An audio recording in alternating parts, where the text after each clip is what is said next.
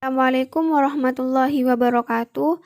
Perkenalkan, nama saya Ufin Maufiroh dari kelas 11 MIPA 5, absen 32.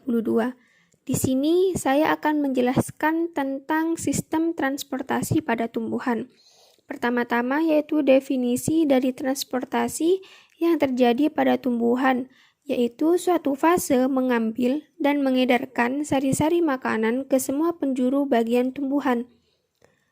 Setiap tumbuhan memiliki sistem transportasi, baik itu tumbuhan dikotil maupun tumbuhan monokotil. Sistem transportasi ini memiliki peran yang sangat penting untuk keberlangsungan hidupnya tumbuhan. Dengan adanya transportasi ini, maka garam-garam mineral yang ada di dalam tanah dapat diserap dan terjadilah proses fotosintesis pada tumbuhan di daun dengan bantuan sinar matahari. Hasil proses fotosintesis tersebut diedarkan kembali oleh flem atau pembuluh tapis pada tumbuhan. Menurut sistem pengangkutannya, tumbuhan digolongkan menjadi dua, yaitu ada sistem pengangkutan pada tumbuhan tingkat tinggi dan yang kedua yaitu sistem pengangkutan pada tumbuhan tingkat rendah. Sistem pengangkutan pada tumbuhan tingkat tinggi melalui pembuluh jaringan pengangkut seperti floem dan xilem. Beda halnya dengan sistem transportasi pada tumbuhan tingkat rendah. Mekanisme transportasi pada tumbuhan tingkat rendah, yaitu prosesnya mekanisme transportasi garam-garam mineral dan penyerapan air pada tumbuhan tingkat rendah justru tidak dilakukan dengan pembuluh jaringan, melainkan melalui semua jengkal tubuh tumbuhan tingkat rendah itu sendiri. Setiap tumbuhan atau tanaman yang hidup membutuhkan air dan garam-garam mineral dari lingkungan sekitar untuk tumbuh dan berkembang. Garam-garam atau zat-zat yang dibutuhkan oleh tumbuhan tersebut, misalnya seperti ada oksigen, karbon dioksida, air, serta mineral. Pada tumbuhan yang memiliki pembuluh jaringan pengangkut mengikat karbon dioksida dan oksigen melalui daun dan zat-zat lain. Dan air diambil dari tanah melalui bagian-bagian akar tanaman atau tumbuhan menyerap oksigen, air, dan karbon dioksida melalui transport aktif, difusi, dan proses osmosis. Air sangat dibutuhkan oleh tanaman. Akibat kurang air bagi tumbuhan, maka tumbuhan tidak akan dapat hidup kembali. Air masuk ke dalam tubuh tumbuhan melalui bagian ujung rambut-rambut akar. Air ini nantinya akan digunakan untuk memicu reaksi kimia yang berguna untuk membuat turgor. Pengangkutan zat-zat hara dan zat yang tidak dibutuhkan lagi oleh tanaman akan dikeluarkan melalui ujung daun berwujud air atau uap. Yang kedua yaitu mekanisme transportasi pada tumbuhan tingkat tinggi. Pada tumbuhan tingkat tinggi, terdapat dua jenis proses transportasi pengangkutan zat-zat hara dan air yang didapatkan dari dalam tanah, yaitu secara intravaskuler dan secara ekstravaskuler. Di sini saya akan menjelaskan tentang sistem pengangkutan yang ekstravaskuler terlebih dahulu. Pengangkutan pada jenis tanaman ini akan mengangkut air melalui rambut-rambut akar atau epidermis akar. Setelah melewati akar, air akan masuk melalui sel-sel korteks. Air juga akan melalui sitoplasma menuju stele atau silinder pusat. Ketika berada di silinder pusat, air akan berenang bebas masuk di antara sel-sel. Sistem pengangkut ekstravaskuler terbagi lagi menjadi dua sistem, yaitu secara apoplas dan secara simplas. Secara apoplas, sistem pengangkutan air tanah baik secara transport pasif ataupun secara difusi bebas melalui jaringan mati atau sel mati tanaman. Contohnya yaitu ruang antar sel dan dinding sel. Fase apoplas tidak terjadi jika melalui endodermis. Hal ini dikarenakan pada endodermis yang memiliki pita kaspari yang menutupi jalan masuk air menuju xilem. Bentuk pita kaspari ini yaitu berupa senyawa gabus dan memiliki lignin. Kondisi inilah yang menyebabkan kondisi apoplas dapat terjadi, kecuali jika zat tersebut tidak dapat melewati endodermis.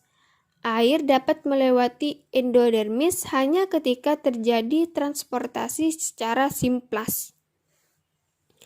Secara simplas, cara kerja transportasi simplas yaitu berlawanan dengan secara apoplas.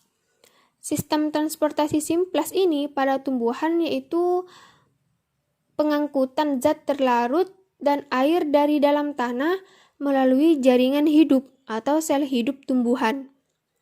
Pada transport jenis simplas ini terjadi proses transfer aktif dan osmosis pada plasmodesmata. Mekanismenya yaitu pada saat air dan garam-garam mineral tanah masuk ke tumbuhan melalui sel rambut akar menuju sel parenkim. Lalu dari parenkim melewati sel endodermis, diteruskan lagi ke sel parisikel atau pengangkutan lalu diteruskan masuk ke jaringan pembuluh kayu atau disebut dengan xilem.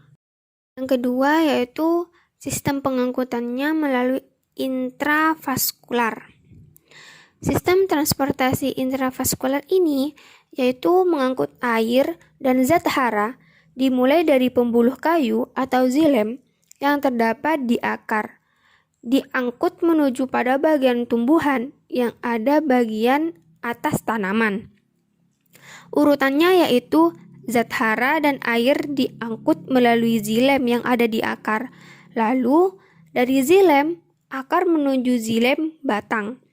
Dari xilem yang ada, dia akan diedarkan ke xilem pada tangkai daun.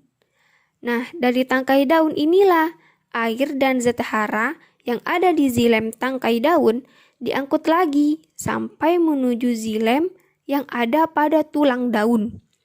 Ikatan pembuluh juga terdapat di tulang daun.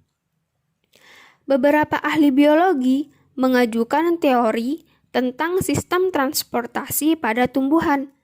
Teori tersebut yaitu ada teori tekanan akar, teori dari Dickson-Joly, dan teori vital. Macam-macam teori tersebut, yang pertama yaitu teori tekanan akar. Menurut teori ini, bahwa tekanan akar menyebabkan naiknya air dan zat hara ke bagian atas tanaman. Adanya perbedaan kadar kandungan air pada xilem dengan kadar air tanah menyebabkan terjadinya proses tekanan akar. Saat malam hari, justru tekanan akar menjadi sangat tinggi dan air akan merembes melalui daun-daun tanaman. Yang kedua ada teori dari Dickson-Joly. Berbeda dengan halnya dengan pencetus teori ini. Dickson-Joly menganggap bahwa proses pernafasan pada daun menyebabkan naiknya air dan zat hara ke bagian atas tanaman. Dickson-Joly mengemukakan teori ini dengan melihat pergerakan air di tanaman air, di mana air ini mengalir dari tempat basah menuju tempat yang kering. Yang ketiga ada teori vital. Pencipta teori ini percaya kalau sel hidup yang ada pada jaringan parenkim pada tumbuhan dan xilem rambut akar dapat menyebabkan air naik ke bagian atas tanaman.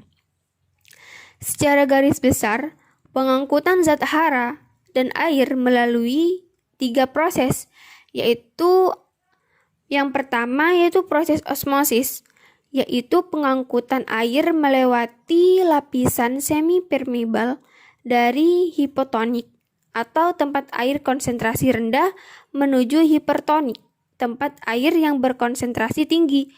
Contohnya yaitu air yang melewati xilem dan endodermis. Yang kedua yaitu proses difusi, yaitu pengangkutan zat-zat dari hipertonik atau tempat yang berkonsentrasi tinggi menuju hipotonik atau tempat yang berkonsentrasi rendah. Contohnya yaitu tumbuhan menghisap oksigen dan mengeluarkan karbon dioksida saat terjadi transpirasi tumbuhan.